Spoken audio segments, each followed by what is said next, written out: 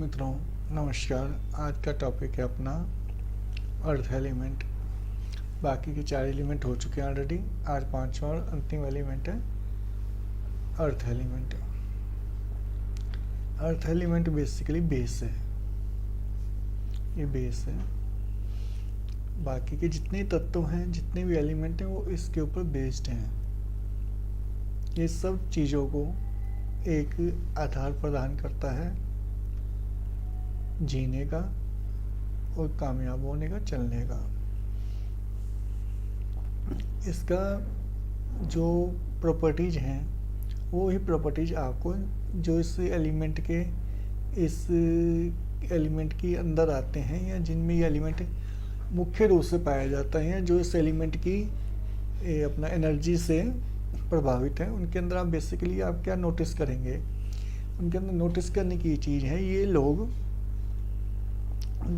मानसिक तौर पर दूसरे को आगे बढ़ने की प्रेरणा देते हैं। आप एक कोई भी बीज लीजिए, बीज को मिट्टी में डाल दें, कुछ टाइम बाद वो बीज एक पौधे के रूप में बाहर आ जाएगा। तो यही इन लोगों के अंदर आप चीज़ नोटिस करोगे। किसी के छुपे हुए सपने हैं, कोई ज़िंदगी में कुछ बनना चाहता है, लेकिन किसी को कुछ बनने के लिए एक इंस्पिरेशन की रिक्वायरमेंट होती है। इंस्पिरेशन भी नहीं, एक प्रोत्साहन की रिक्वायरमेंट होती है, अप्रेजल की रिक्वायरमेंट होती है कि तू ये कर, तू कर सकता है, तेरे सपने पूरे होंगे अगर तू इसमें प्रॉपर्ली वर्क करता है। तो ये ऐसा कहने वाला एक शख्स चाहिए होता है जो आपको आपके सपनों को अचीव करने के लिए एक धरती प्रदान करता है, एक ज़मीन प्रदान करता है। नहीं तो सपने ही हैं। अगर आपको कहा जाए कि नहीं तेरे सपने पूरे नहीं, क्या रखा इन सपनों के अंदर, कुछ नहीं हो सकता, तो बेसिकली कुछ वो कर जिससे थोड़े पैसे कमाए जाएं, तो जाहिर सी बात है उन सपनों को आप कैसे हासिल कर पाओगे। अगर हर कदम पे आपके सपनों का मखौल उड़ाया जाए, मजाक उड़ाया जाए, नहीं कर पाओगे। तो इन लोगों की प्रवृत्ति यही होती है कि अगर किसी का सपना ये जानते हैं या इनकी जानकारी में आता है, तो उसको प्रोत्साहन देने का काम करते हैं, और इतना प्रोत्साहन दे देते हैं कि वो इंसान जो भी सफलता हासिल करता है, कहीं ना कहीं इनको जो डेडिकेट करता है। अगर टोटली डेडिकेट ना कर सके तो ये जरूर कहता है अगर ये इंसान मेरी ज़िंदगी में नहीं आया होता तो मैं अपने सपने शायद पूरे नहीं कर पाता। ये इनकी क्वालिटी है धारणा की, धारते हैं। दूसरी की क्वालिटी है बर्दाश्त करने की। अगर इनका मन नहीं है या इनका मन है तो अब दुनिया की कोई भी ताकत इनके ऊपर लगा लीजिए, आप इनको इनके मन से विरत नहीं कर सकते।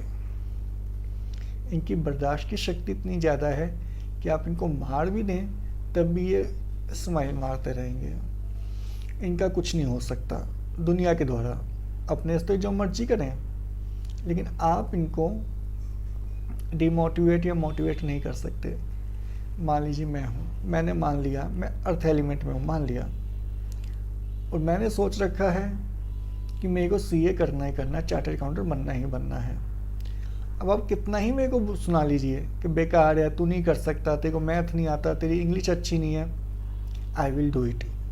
इंग्लिश अच्छी नहीं है, इंग्लिश क्यों इम्प्रूव करेंगे, मैथ अच्छा नहीं, मैथ इम्प्रूव होगा, क्या दिक्कत है, करना है तो करना, दैट्स ऑल। तुम्हें बोलना तुम बोलते रहो, नेगेटिव पॉजिटिव जो भी।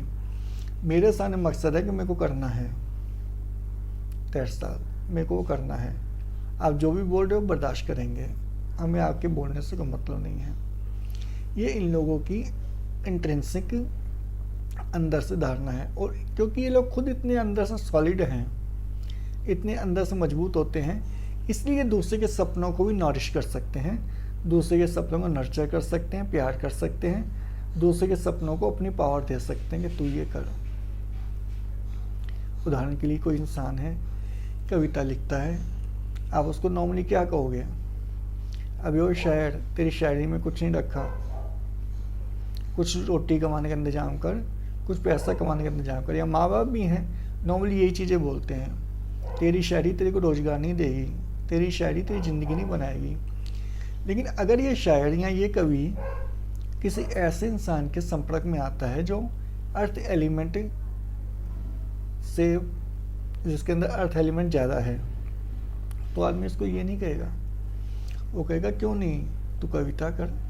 कविता के अंदर बहुत बहुत से लोग ऊपर हुए हैं, कई लोग राष्ट्र कवि बन गए, कई लोग इतने महान लोगों, मैं किसी का नाम नहीं लेना चाहता, लेकिन महान लोगों के नाम लेके बताएगा।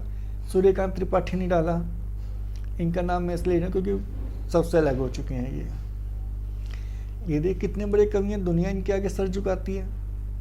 रविन्द्रनाथ टैगोर कवि तो थे ना, उनकी कविताएं आज भी पढ़ी जाती हैं और आज भी लोग मानते हैं हाँ भाई क्यों नहीं कर सकता, तो कर सकता है, यकीनन करेगा। इस तरीके से अपना उसमें फ्यूल डालते रहते हैं, ईंधन डालते रहते हैं, अगर संपर्क में आए तो। ये इन लोगों की एक अंदर से खास होती है। और दूसरा इन लोगों की है जिसको अगेंस्ट चले जाएं या ये एनर्जी नेगेटिव हो जाए, क्योंकि देखो पॉजिटिव नेगेटिव दोनों हर जगह रहेंगे, एक ही एनर्जी पॉजिटिव भी है, एक ही एनर्जी नेगेटिव भी है, ये शायद मैं आपको पहले बता चुका हूँ। अगर जिसके नेगेटिव हो जाए तो याद रखना कि जो अर्थ एलिमेंट है ये बाकी के चारों एलिमेंट पे भारी है, बाकी के चारों एलिमेंट पे ये अर्थ एलिमेंट भारी है। ये कोई भी एलिमेंट अब लो, अग्नि एलिमेंट, अर्थ, अग्नि एलिमेंट को अर्थ बुझा देगा। एक जगह अग्नि चल रही है, आग जल रही है, आप उसमें मिट्टी की बोरी उल्टा दो, अग्नि बुझ जाएगी। अब यहाँ पर अग्नि बहुत फैली हो तो अब एक कट्टा उल्टा दो, कोई फर्क नहीं पड़ेगा। यहाँ पर मैंने सब समझाने के लिए कहा है, जैसे आपने मान लीजिए एक छोटी सी 2 ईंटों का कुंड बना के उसके अंदर आग जला रखी है, तो उस पर आप अर्थ एलिमेंट डालो, मिट्टी डालो, रेत डालो, वो बुझ जाएगी। मेटल दूसरा सबसे मजबूत एलिमेंट है मेटल। आप मेटल को अर्थ में दबा दो। यहाँ पे अर्थ में बता दूं, अर्थ का जो अपना एलिमेंट की एनर्जी है वो है डैम्पनेस, नमी। तो अर्थ में आप दबा दो मेटल को, एक लोहे का छड़ लो, दबा दो, अर्थ को चलने दो अपना, उसमें पानी गिरता है, सब होता है, वो उसको खुला रहने दो खेती की तरह, कोई दिक्कत नहीं है। यहाँ जैसे शहरों में अपना देखते हो वैसे रहने दो, उसको स्पेशली कोई प्रोटेक्ट नहीं करना। मेरे कहने का ये मतलब है 6 महीने बाद, साल बाद वो छड़ आपको सड़ी गली ही मिलेगी। वाटर है, आप एक गिलास वाटर रखो, उसके ऊपर एक गिलास मिट्टी डाल दो, सारे वाटर को मिट्टी सोख जाएगी। नेक्स्ट अपना 4th एलिमेंट क्या है, वुड। अब वुड को मेटल को गला देगी तो वुड भी गल जाएगी। और अप्रॉक्सीमेटली जितने अपने ये क्या बोलते हैं अपने एलिमेंट्स हैं वो कहीं ना कहीं प्रकट भी अर्थ एलिमेंट से ही होते हैं। अगर अर्थ एलिमेंट नहीं तो दूसरा एलिमेंट भी प्रोबेबली नहीं होगा। वुड कहाँ से आती है, फैक्ट्रियों से नहीं आती, वुड आती है ज़मीन से, पेड़ से आप वुड लेते हो, पेड़ ज़मीन से निकलता है, पेड़ भूमि से निकलता है, मिट्टी से निकलता है, अर्थ से निकलता है, ज़मीन से निकलता है, पृथ्वी तत्व से निकलता है। मेटल कहाँ से आता है, metal SAIL steel authority of India नहीं देता आपको, या दूसरे ये टाटा स्टील वाला, ये आपको स्टील नहीं देते। स्टील भी भूमि में गहरे से खुदाई करके निकाला जाता है, सारी मेटल्स ज़मीन से आती हैं। दूसरा अपना फायर एलिमेंट कह सकते हो कि फायर एलिमेंट तो नहीं है, अर्थ से कैसे अब इसको निकाल सकते हो, अर्थ में तो नहीं है एलिमेंट, सही बात है आपकी। लेकिन बिना ज़मीन को आधार बनाए आप ज़मीन का आधार छोड़ दीजिए, फायर कहाँ से आएगी।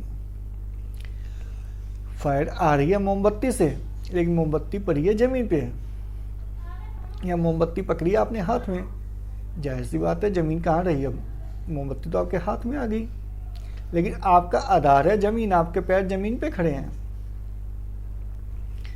अंतरिक्ष में मेरे ख्याल से अभी तक फायर जलाने का प्रयोग नहीं हुआ, हुआ हो तो आप मुझे कमेंट बॉक्स में बताना, मेरे ख्याल से नहीं हुआ। इसलिए अग्नि को भी एटलीस्ट आधार जमीन चाहिए। और दूसरा, अग्नि लाओगे कहाँ से? या तो चमकम पत्थर जो होते थे पहले उनका यूज करोगे, अगर पत्थर का यूज करते हो तो भी अर्थ एलिमेंट है। अगर आप वुड लेके आते हो तो वुड भी अर्थ से ही आई है, वुड कोई बाहर से तो नहीं आई। तो जितने भी अपने हैं, और पानी भी ले लो, अब जल तत्व भी ले लो। जल तत्व कहाँ है?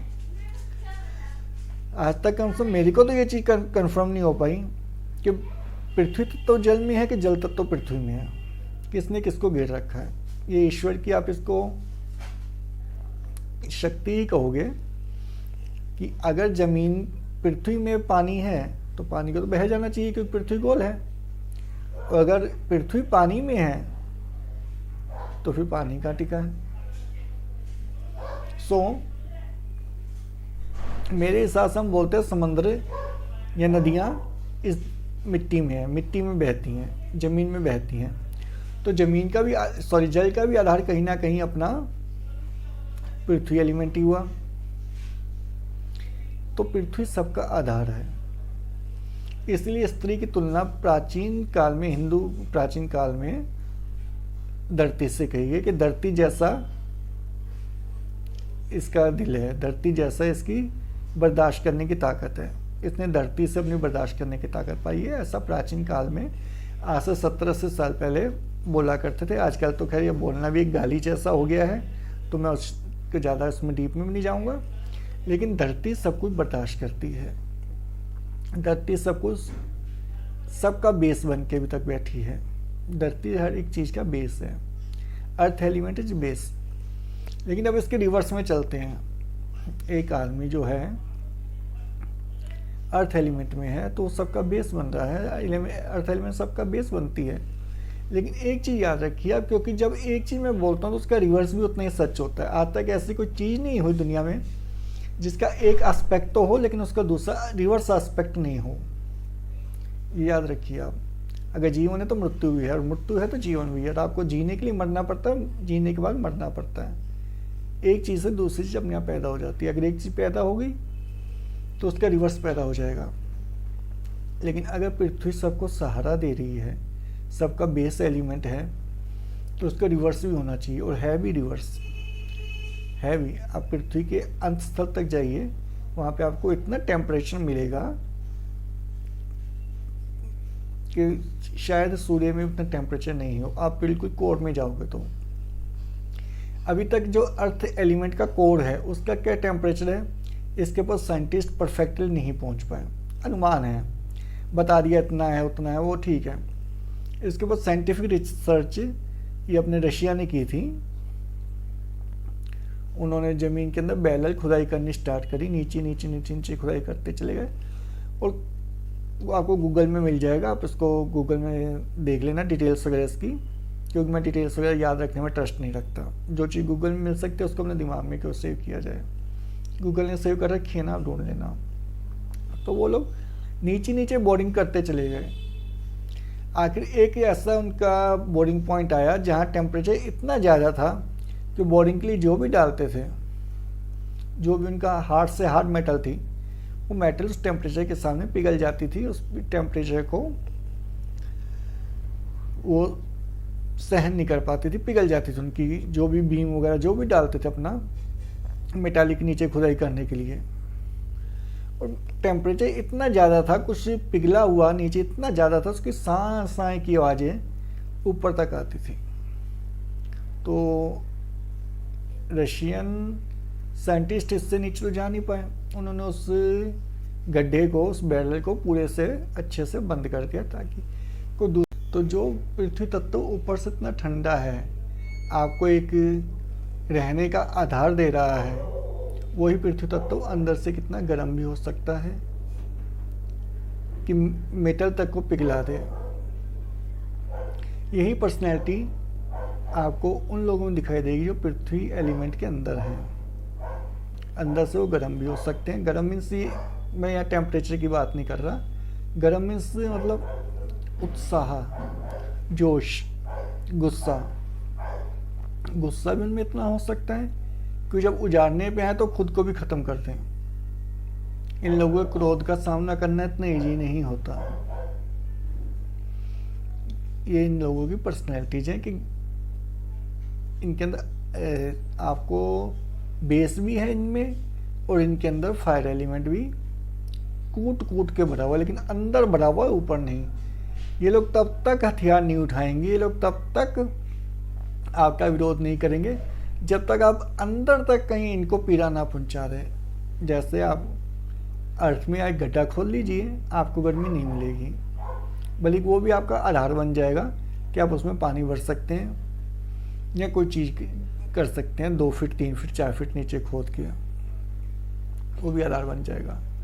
सेम यही पर्सनैलिटी आपको इन लोगों में दिखाई देगी। आप इनको नोच लीजिए, ये लोग स्माइल मारते रहेंगे। इन लोगों को 4 गालियाँ दे दीजिए, ये स्माइल मारते रहेंगे। लेकिन जब ये लोग उठेंगे तो समझ लीजिए आप कहीं नहीं। इनको झेलना ईजी बात नहीं है। ये इन लोगों की खास पर्सनैलिटी है। पंच तत्वों की अलग अलग पर्सनैलिटीज हैं, और ये पर्सनैलिटीज आपको यहीं मिलती हैं। हो सकता है कोई ऐसा बंदा आपको नहीं मिला हो अभी तक, या आपकी जानकारी में नहीं आया हो, या ये लोग आपके पास आसपास कम हो सकता है, लेकिन ये पर्सनैलिटी एग्जिस्ट करती हैं कि जितना मर्जी नोच लीजिए, कोई फ़र्क नहीं पड़ता। सबको प्रेरणा देने वाले, सबके लिए एक आधार बनने वाले ऐसे लोग अभी स्टिल हैं। तो ये इनकी पर्सनैलिटी है। नमी है इनमें, नमी भी है। नमी मैंने आपकी संवेदनाएं भी हैं, और काफ़ी हद तक संवेदनाएं हैं। ये आपका पृथ्वी एलिमेंट है। जब ये आधार देने पे आता है पता नहीं चलता ये आधार दिया हुआ है कि आधार लिया हुआ है। जैसे इसने जल को आधार दे रखा है, तो ये कहना बहुत मुश्किल है कि इसने जल को आधार दे रखा है कि जल ने इसको आधार दे रखा है। रंग इसका आपका पीला है, या पीले का कोई भी आप शेड ले सकते हैं, नेसेसरी नहीं कि पीला ही लेना है। तो अब इन लोगों का ट्रीटमेंट कैसे करना होता है।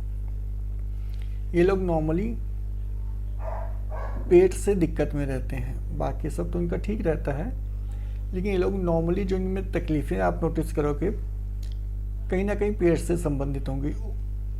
प्रॉब्लम कोई और भी हो सकती है, जैसे मान लीजिए सर में दर्द है, लेकिन उसका आधार आपको, उसका रूट पॉइंट आपको पेट में मिलेगा।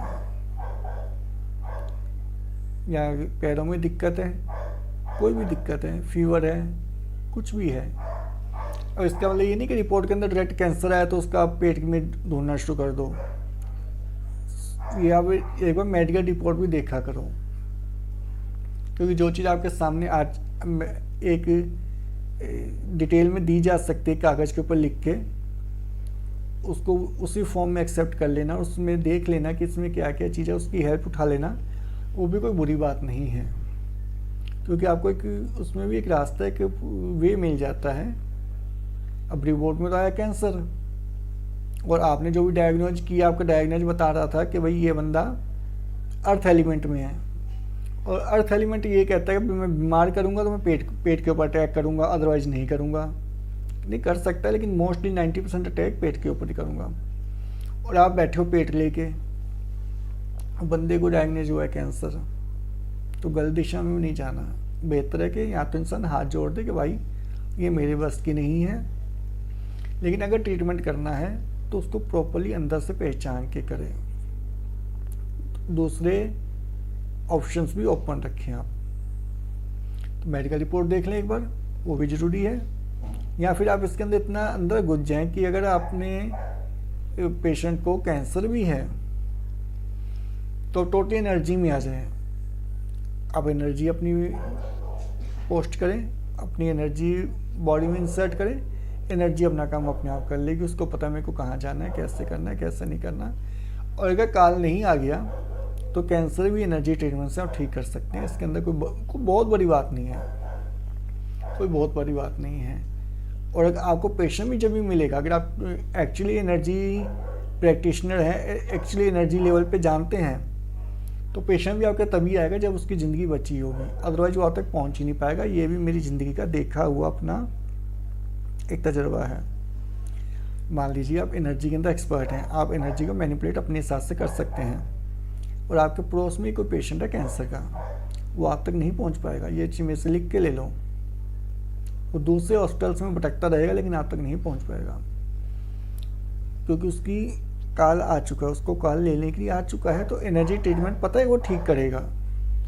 संयोगी ऐसे बनेंगे जिसका प्रकृति बोलती है कि ईश्वर का विधान बोलते हैं, ऐसा बनेगा कि आप वेट नहीं कर पाओगे। ये चीज़ मैंने अपनी पर्सनल नोटिस की हुई है, मैं पर्सनल लेवल पे उसको जानता हूँ।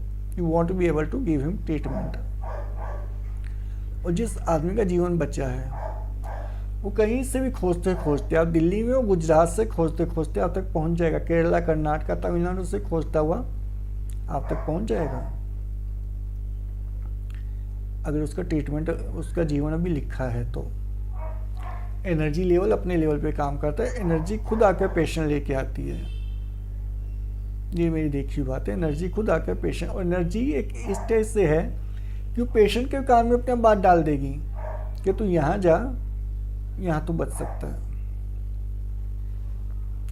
अब ये कैसे होता है, अब मैं और डिटेल में नहीं जा रहा, लेकिन जो अपने न्यूटन ने कहा था एक बार कि हर क्रिया की प्रतिक्रिया होती है, ये मेरे ख्याल से वही फार्मूला यहाँ भी काम करता है। और अपने प्राचीन मनुष्य ने भी कहा है कि जो आप देते हो वही आप पाते हो। अगर हजारों साल भी बीत जाएं तब भी जो आप दे के गए हो वो आपको वापस मिलेगा ही मिलेगा, आपके पास आएगा ही आएगा। किस फॉर्म में आएगा, कब आएगा, इस बात का फेर हो सकता है, लेकिन ये डिटेल कुछ ज़्यादा हो जाएगी, अभी मैं उस फील्ड में नहीं जा रहा। तो बेसिकली आप ये मान लें कि एनर्जी लेवल में हो तो आप इजीली ट्रीट कर सकते हो। अदरवाइज अगर आप एनर्जी ट्रीटमेंट, एनर्जी सिस्टम में इतना नहीं जानते तो आप दूसरी रिपोर्ट्स का फ़ायदा उठाएं, उसके हिसाब से आप ट्रीट करें।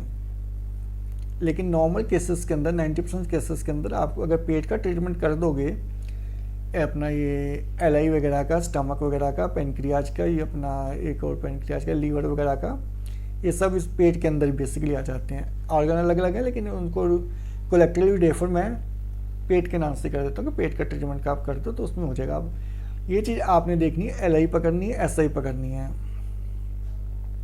या उधर पकड़ना है आपने, पेनक्रियाज पकड़ना है। क्योंकि लीवर भी जो है वो अपने लीवर पेनक्रियाज हार्मोन छोड़ते हैं जिनसे आपका भोजन प्रॉपर्ली पचता है। अगर मान लीजिए आप लीवर को अलग कर दें, टोटली अलग कर दें, पेनक्रियाज को टोटली अलग कर दें, तो खाना नहीं पच पाएगा, खाना proper, rather I would like to say कि खाना जो है वो जहर बन जाएगा।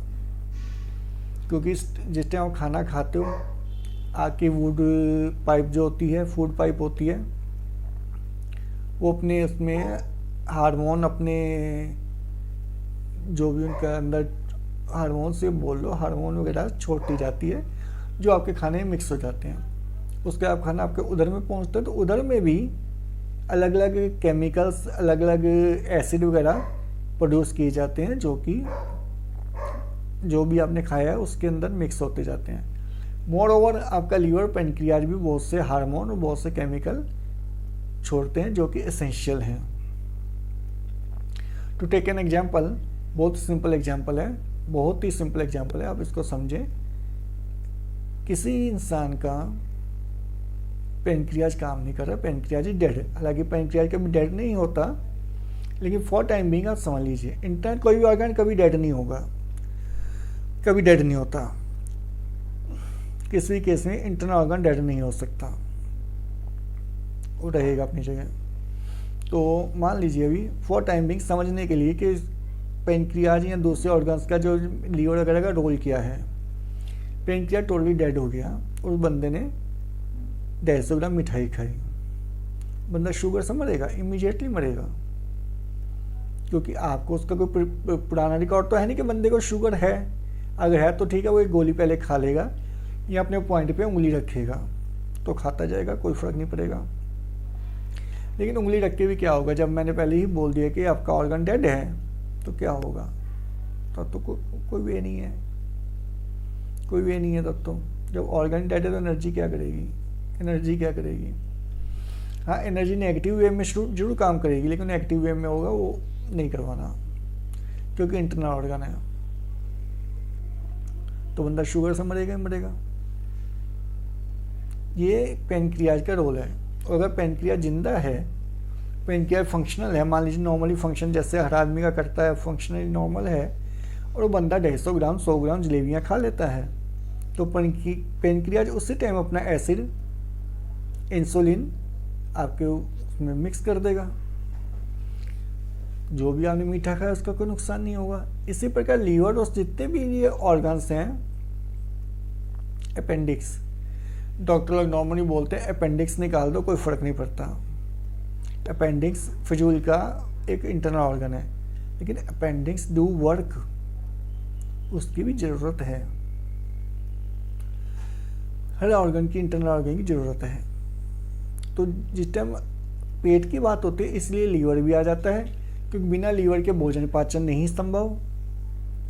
पेनक्रियाज भी आ जाता है, आपका अपेंडिक्स भी आ जाता है, उदर भी आ जाता है, LI भी आ जाती है, SI भी आ जाती है। ये सारे मिलके आपका मेरे हिसाब से पेट का निर्माण करते हैं। और जिस टाइम पेट का ट्रीटमेंट कर रहे हो तो अब इन सबको पकड़ लो। तो पृथ्वी एलिमेंट नॉर्मली पेट की बीमारियां देगा, और पेट की बीमारियां आप ऐसे इनको पकड़ो, इन सब ऑर्गन को टेस्ट करो आप इसमें। ओके, ये भी अपना हो गया, कहाँ बीमारी देगा ये, इसके आपको प्रॉपर्टीज बता दी, कलर इसका येलोइश बता दिया आपको, और एनर्जी इसकी आपको डैम्पनेस बता दी। बाकी देखो, मैं एक चार्ट लेके अभी कल परसों को बैठूंगा तो उसमें आपको एक बार सारी चीज़ नोट करवा दूंगा, क्योंकि मैं भी जो बोलता हूँ वो बोलता हूँ अपने प्रैक्टिस एक्सपीरियंस से। मैं कोई टेबल टूबल सामने रख के आपको भी पढ़ा नहीं रहा, आपको बेसिक इसकी जानकारियाँ दे रहा हूँ। तो अभी ये पर ना पूरा हो जाए, जो भी मेरे थोड़े बहुत आपको बेसिक्स बताने हैं, इसके चार्ट सामने रख के मैं आपको इसके नोट्स बनवा दूंगा कि TCM क्या कहता है, या अकॉर्डिंग सुजोग क्या चीज़ें हैं, कैसे हैं, वो आप नोट डाउन कर लेना। लेकिन मुझे नहीं लगता कि आपको ज़िंदगी में उनकी कभी यूज पड़ेगा, उनको कभी देखना पड़ेगा, क्योंकि वो बुकिश नॉलेज है। अगर आपको एग्जाम में नंबर लाने हैं तो आप उन चीज़ों को याद करें, लिखें, लेकिन अगर सफलता हासिल करनी है तो उस चीज़ को प्रैक्टिस करें, बेसिक्स को आप प्रैक्टिस करें। एक रनर है, वो अपने सामने किताब रख के नहीं खोलता कि मैं ये टांग ऐसे उठाऊँ, वो टांग ऐसे उठाऊँ, उसको जीवन में डाल लेता है और दौड़ता जाता है, और एक दिन ओलंपिक में जीत जाता है। उसी की आप कल्पना करो कि वो रनर दौड़ तो रहा है, लेकिन उसके सामने गाइड भी खुली है, कौन सी लेग कैसे उठानी है, कब उठानी है, कैसे उठानी है, कैसे आगे करनी है, कैसे पीछे करनी है, सांस कैसे लेनी, कैसे छोड़नी है, ये सब चीज़ें।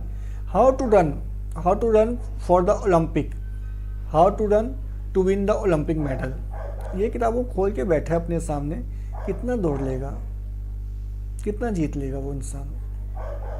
तो मेरा ये मानना, इन चीज़ों का अपनी प्रैक्टिस को बढ़ाइए, इन चीज़ों को अपना पार्ट ऑफ लाइफ बनाइए, तो आप ज़्यादा बेहतर ट्रीटमेंट कर सकते हैं। अगर आपको किताब खोलनी पड़े कि साथर ने क्या लिखा है और साथर ने क्या लिखा है, बीमारी के अंदर कौन से प्रोटोकॉल चाहिए, तो फिर मैं उस बारे में कुछ कहना नहीं चाहता। लेकिन रेफरेंस के लिए, क्योंकि अभी आप स्टार्ट ऑफ करेंगे, बिल्कुल स्टार्टिंग है, बिल्कुल बेसिक से कर रहे हैं, तो एक बार रेफरेंस आपके सामने होना चाहिए कि कौन सी दिशा है, कौन सा टाइम है, कौन सी एनर्जी है, कौन सा कलर है, क्या क्या है, क्या नहीं है। वो मैं आपको एक दिन टेबल में बैठ के सारे टेबल लिखवा दूँगा। अभी के लिए मुझे लगता है ये काफ़ी हुआ है, लेकिन स्टिल एज यूजुअल आपके जो भी क्वेश्चंस हो, डाउट्स हो, आप उसको पूछिए। और मैं दोबारा रिपीट करता हूँ कि बिना प्रश्न पूछे, बिना डाउट पूछे आपको कोई भी चीज़ क्लियर होने वाली नहीं है, जिस वे में मैं चाहता हूँ। अगर आप हमेशा किताब के साथी बन के चलना चाहते हैं तो अलग बात है, लेकिन हमारे प्राचीन मनीषियों ने कहा कि किताबें पढ़ी विद्या बेकार है, वो वक्त पढ़ने पर काम नहीं आती,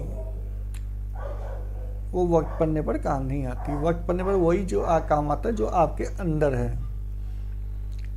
अब युद्ध में जाते हैं, लड़ाई करते हैं, तो उस टाइम बंदूक का कोई मैनुअल लेके नहीं चलते कि ट्रिगर कैसे दबाना, निशाना कैसे लगाना, वो आपके अंदर घुल जाता है। अगर आपकी आंखें बंद हो तब भी आप निशाने पे फायर कर सकते हैं, ये चीज़ बनानी है। बाकी फ़िलहाल मुझे आज्ञा दीजिए, मेरे ख्याल टाइम भी ज़्यादा हो रहा है, आधा घंटा अप्रॉक्सीमेटली हो गया, तो बाकी की बातें कल करेंगे। धन्यवाद मेरा वीडियो देखने के लिए, मेरी बातें सुनने के लिए।